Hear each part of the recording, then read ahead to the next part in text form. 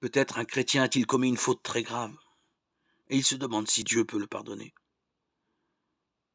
Regardons l'exemple du roi David, dont nous parle beaucoup la Bible, de Samuel 11. Qu'a-t-il fait? Il se repose au lieu d'aller à la guerre avec son armée.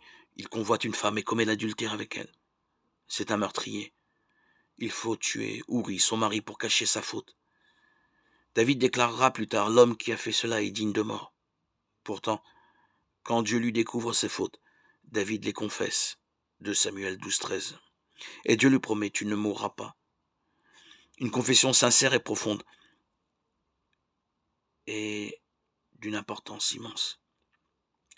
Le psaume 51 nous montre par quel travail de conscience David est passé. Il a pris la mesure de son péché, de l'offense faite à Dieu, et il est retourné à Dieu.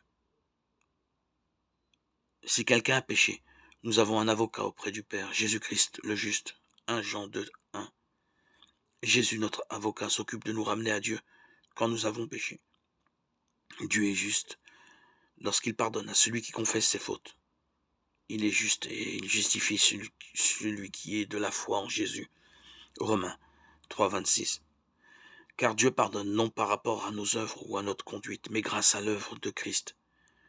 Jésus a souffert et il est mort sur la croix pour que ce pardon soit possible.